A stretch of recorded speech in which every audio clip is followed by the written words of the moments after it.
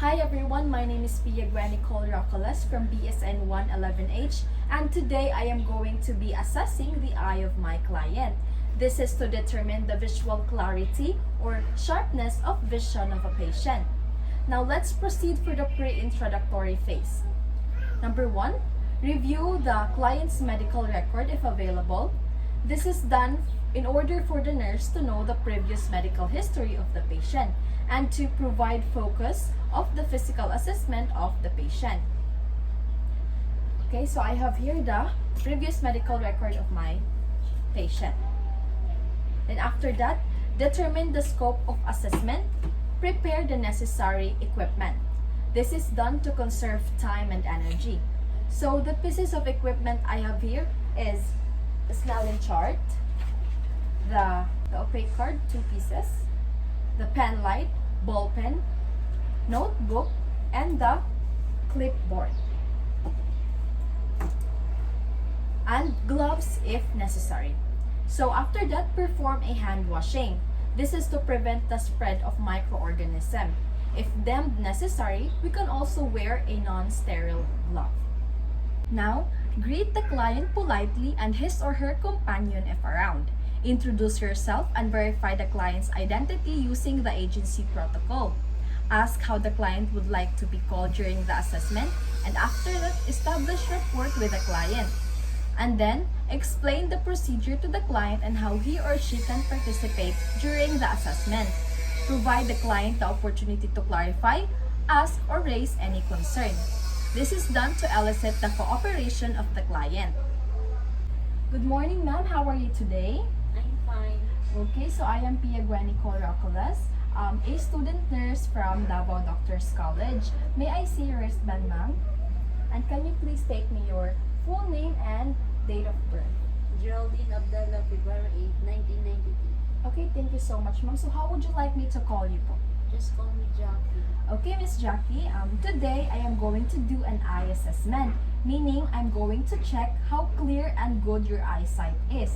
And of course, to check if there are certain spots or angles at which you have trouble seeing, okay? So, during the conduct of the assessment, I might need to ask you to stand up, to sit down, to read something, and to cover your eyes. Is it okay for you? Okay, Miss Jackie, do you have any questions or any clarifications before we proceed? No. Okay, thank you. So you don't have to worry because all the information that I will gather today will remain confidential and will only be available to your healthcare provider, okay? Now, ensure the client's comfort, privacy, and confidentiality. Make sure the assessment setting was assured to be safe, secure, and free from distractions. And also, position the client in a comfortable setting position. This is done in order to provide comfort to the patient while the assessment is going on, and also to provide dignity and have an interesting relationship with the patient. Okay, Miss Jackie, would you mind if I close the door? Okay, thank you so much. So, this is done in order for us to not be disturbed during the assessment, okay? Okay. Thank you so much, ma'am. So, I will close the door. Can you position here, ma'am, or are you okay with your position? I am okay with my position. Okay, thank you so much, ma'am. Now, check for use of any visual aids prior to starting the test. This includes contact lenses and graded glasses. Make sure to check them because if the client has lenses or glasses, they needed to wear them during the assessment. But if the client has a reading glass, make sure to remove them because it can cause blurring of vision. Okay, Miss Jackie, do you use any contact lenses or graded glasses? No. Okay, thank you so much, ma'am.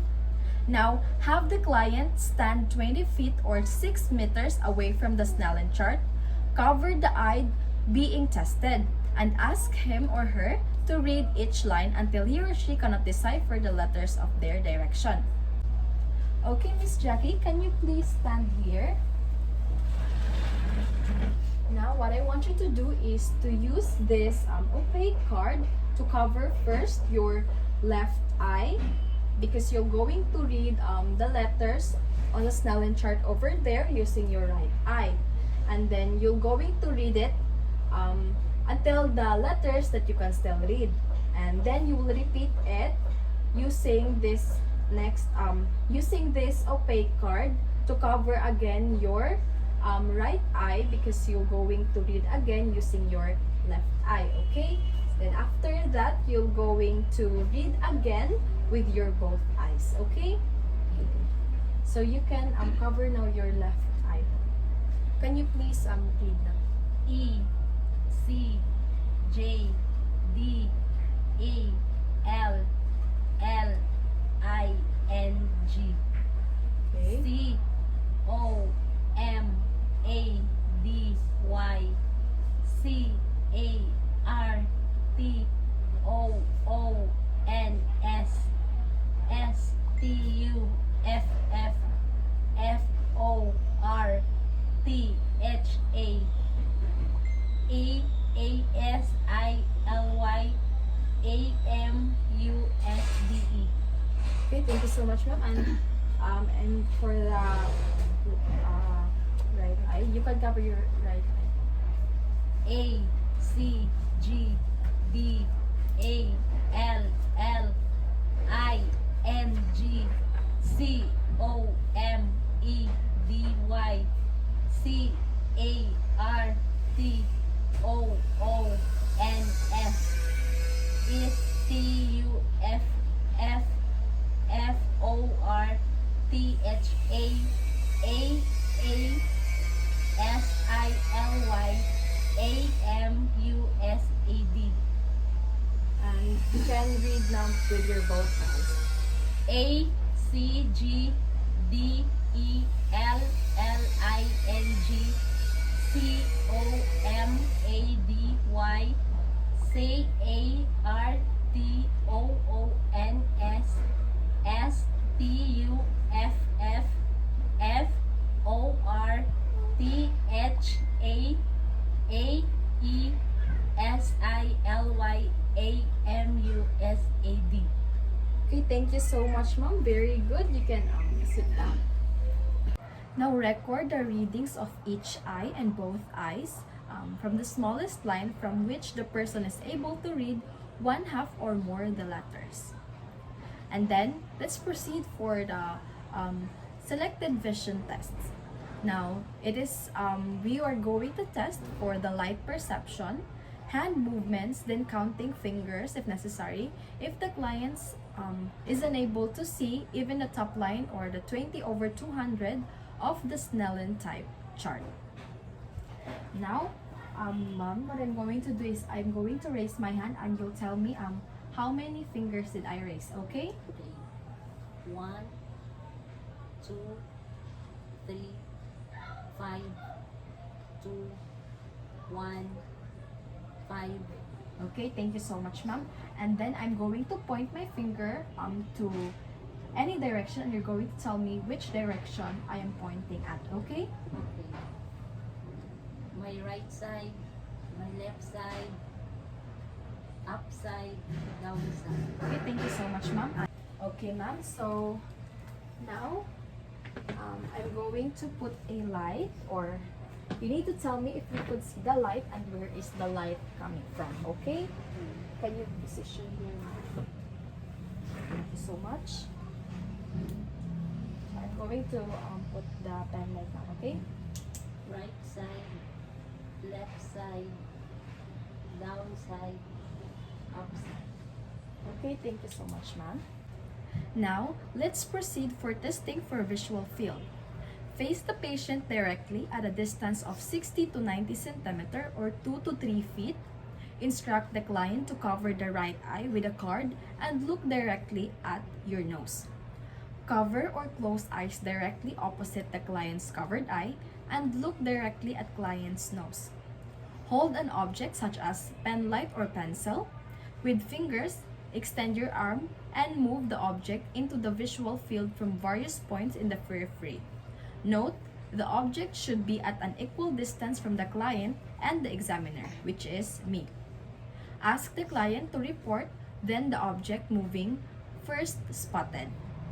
Now repeat above steps for the other eye, reversing the process. Okay, Miss Jackie. Next we're going to do is to test your visual field. So I'm gonna hold this pen light and then you will cover your right eye first and then you will tell me if you spot the pen light that I am holding, okay? Okay. So you're gonna use this one, cover your right eye. I will also cover my left eye and then you will tell me the pen light that you spotted, okay? Just look at my nose now. Stop. Stop. Stop. Stop. Okay, for the left eye, ma'am. Just look at my nose, ma'am. Stop. Stop. Stop. Stop. Stop. Okay, thank you so much, ma'am. Visually inspect the eyes for alignment and symmetry. So I'm gonna use the pen light. Okay, can you look to my nose, ma'am? Okay, thank you. Now, inspect the eyebrows for hair distribution and alignment and skin quality and movement. Ask the client to raise and lower the eyebrows. Okay, ma'am, can you please raise your eyebrows like this and lower your eyebrows? Okay, just look at my eyes, ma'am. Okay, thank you so much. Now, inspect the eyelashes for evenness of distribution and direction of curl. Okay, can you look at this now? I'm going to use my pen light. Okay, so your curl is good. Your eyelash curl is good.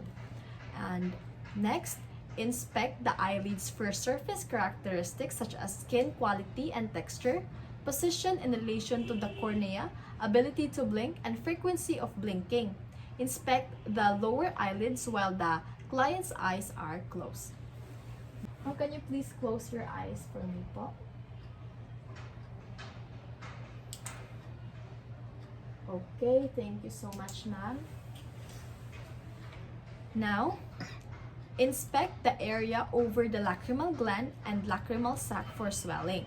I'm going to check your lacrimal gland, ma'am. So, just open your eyes, okay? Okay, thank you so much, Miss Jackie. Now, ask the patient to look up, depress the lower lid of the patient with one thumb after to assess sclera and bulbar conjunctivae. Okay, ma'am. Can you please look up and then I just straight your head. Just, look up. Adjust your posture, ma'am, and then just look up using your eye. Okay, thank you so much, ma'am. Now, invert the eyelid to assess the palpebral conjunctiva. So, I will gonna use a cotton lens here. So, inspect carefully each iris and pupil. Okay, ma'am, so I'm going to check your eyes and pupil. Just close your eyes, ma'am. And then open your eyes, ma'am. Okay.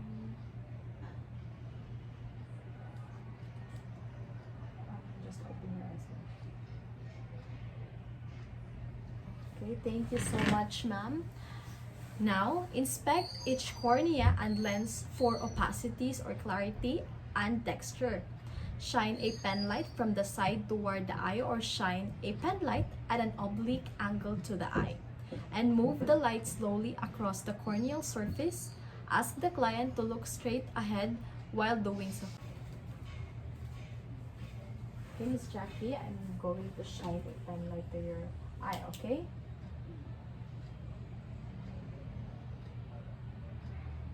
Okay. Just look at my nose now. Okay. Now, let's assess each pupil's direct and consensual reaction to light. Darken the room partially. Ask the client to look into the distance. Shine a light obliquely into each pupil in turn. using a pen light approaching from the side. Look for direct and consensual reaction. Okay, Miss Jackie, for the next procedure, I'm gonna off the light. Is it okay for you? Okay. So I'm going to shine a pen light in your side first. Okay, are you ready?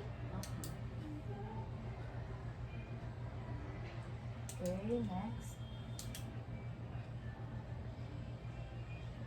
Okay, thank you so much, Miss Jackie. Now, assess each pupil's reaction to accommodation.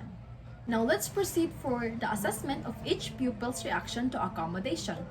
Held an object like a pen light or pencil about 10 cm or 4 inches from the bridge of the nose. Ask the client to look first at the top of the object and then at a distance object or the far wall behind the pen light. Now, instruct the patient to alternate the gaze from the near to the far object. Observe the pupil response. And then after that, ask the client to look at the near object and then move the pen light or pencil towards the client's nose. Okay, Miss Jackie, I will put a pen light at an estimated distance of 4 inches away from you. And what I want you to do is to look first at the pen light and then after that, you will look at the wall there.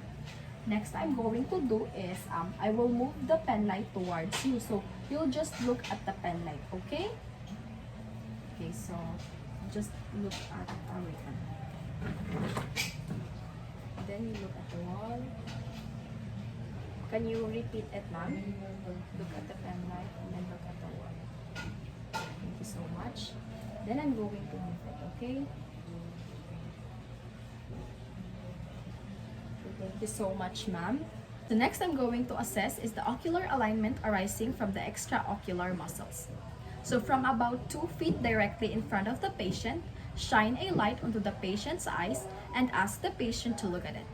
Inspect the reflections in the corneas and look for a direct and consensual reaction. Okay, Miss Jackie, next I'm going to do is, I'm going to put a pen light in front of you for about 2 feet away from you. And I'm going to shine a light onto your eyes and you're going to look at it, okay? Okay, Miss Jackie, now I'm going to put the pen light and shine it in front of your eyes, okay?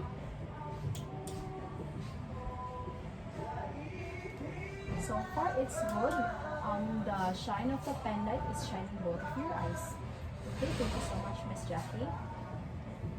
Now perform the cardinal gaze of test or assess the extraocular movement, looking for normal conjugate movement of the eyes in each direction or any deviation from normal nystagmus, lead lug, and convergence. Stand 2 to 3 feet in front of the patient.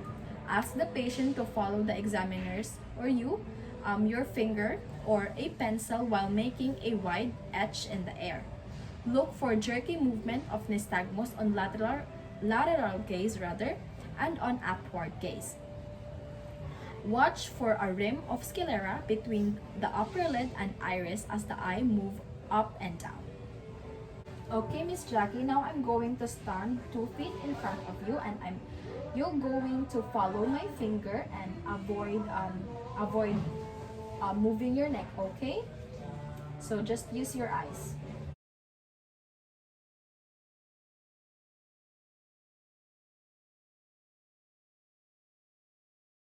Okay, very good. Okay, thank you so much, Miss Jackie. Now, test for convergence. Ask the patient to look at the examiner's finger as the examiner moves it towards the bridge of the nose. So, you as the examiner. Now, check eye convergence. Now, I'm going to use my finger and I'm going to point it in your nose, okay? Just look at my finger, ma'am.